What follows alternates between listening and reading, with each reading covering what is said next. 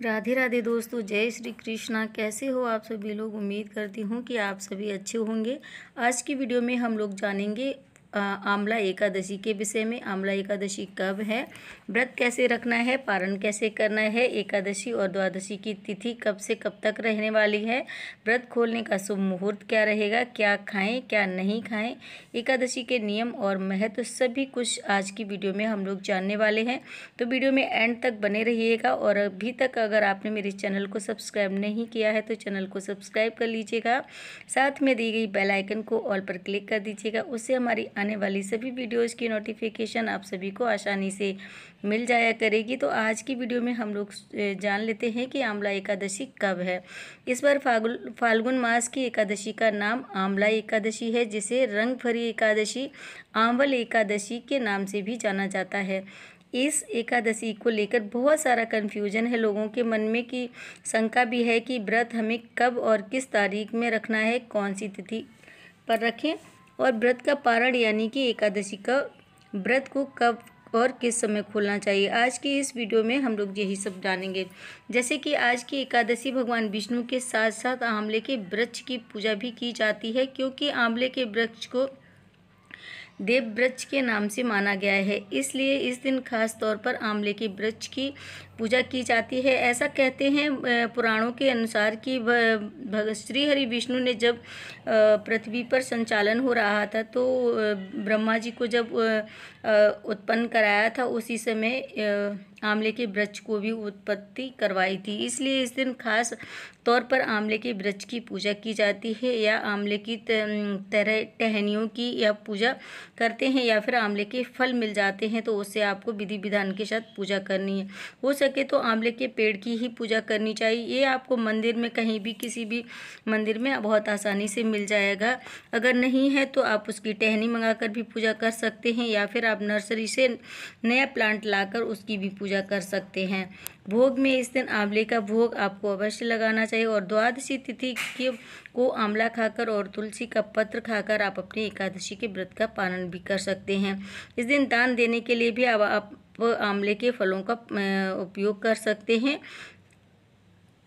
एकादशी के ठीक एक दिन पहले आपको दशमी तिथि के नियमों का पालन करना होगा। नियमों के अनुसार दशमी तिथि को ही तुलसी दल तोड़कर रख लेने हैं, क्योंकि एकादशी के दिन तुलसी पत्र नहीं तोड़े जाते हैं। तो इसीलिए एक दिन पहले ही आप अपनी सारी सामग्रियों का इकट्ठा कर लीजिएगा। और जल भी अर्पित नहीं किया जाता है तुलसी जी में, क्योंकि तुलसी जी ने भी श्री हरि विष्णु के लिए एकादशी का निर्जला व्रत रखा होता है, तो उनको जल बिल्कुल भी नहीं सींचना होता है एकादशी के दिन।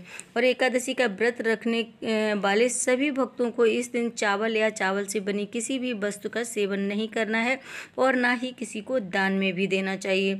इस दिन भगवान विष्णु के साथ साथ भगवान शिव और देवी पार्वती की पूजा भी की जाती है विधि विधान से। इस दिन भगवान शिव और देवी पार्वती को अबीर और गुलाल, उनके भक्तगण, उनके गढ़ जितने भी होते हैं वो उनके साथ होली खेलते हैं। और यदि आपके पास लड्डू गोपाल जी हैं तो आप उनकी भी सेवा पूजा करते हैं, तो उन्हें भी माखन और मिश्री का भोग अवश्य लगाएं एकादशी के दिन। और उनकी पूजा करते समय आप उन्हें अबीर और गुलाल भी चढ़ाएं, क्योंकि इस समय वृंदावन में और मथुरा में सभी जगह होली का उत्सव बड़े जोरों शोरों से मनाया जा रहा होता है। तो आप भी अपने लड्डू गोपाल जी के साथ होली के तौर पर अबीर और गुलाल उनको पूजा में समर्पित कर सकते हैं, जिससे आपकी अभीष्ट मनोकामनाएं पूर्ण होगी। अगर बात करें दशमी तिथि युक्त एकादशी की, तो 2 मार्च के दिन गुरुवार के दिन इस दिन सूर्योदय का जो समय रहेगा वो 6:51 पर रहेगा, और वहीं सूर्यास्त का समय रहेगा 6:26 पर।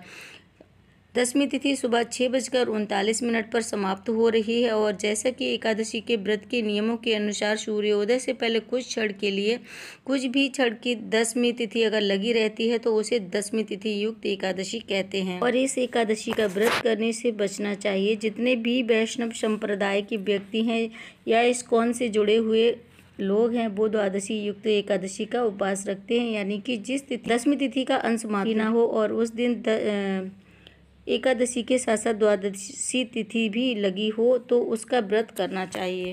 द्वादशी तिथि युक्त एकादशी का व्रत रखना सबसे उत्तम माना गया है। रख रहे हैं तो 2 मार्च को आपको दशमी तिथि के नियमों का पालन करना होगा। एकादशी तिथि प्रारंभ होगी 2 मार्च गुरुवार को सुबह 6:40 से। एकादशी तिथि समाप्त होगी 3 मार्च शुक्रवार की सुबह 9:11 पर और एकादशी तिथि समाप्त होती है हरिवासर का समय भी प्रारंभ हो जाता है। इसके बाद लगभग 5 से 6 घंटे तक हरिवासर का समय होता है। बात करते हैं द्वादशी तिथि की तो 3 मार्च शुक्रवार की सुबह 9:12 से प्रारंभ होगी, जिसकी समाप्ति 4 मार्च शनिवार को 11:43 पर होगी और एकादशी के दिन सूर्योदय का समय रहेगा सुबह 6:50 पर और वहीं पर सूर्यास्त का समय रहेगा 6:26 पर और राहु काल का समय रहेगा सुबह 10:30 बजे से लेकर 12 बजे तक।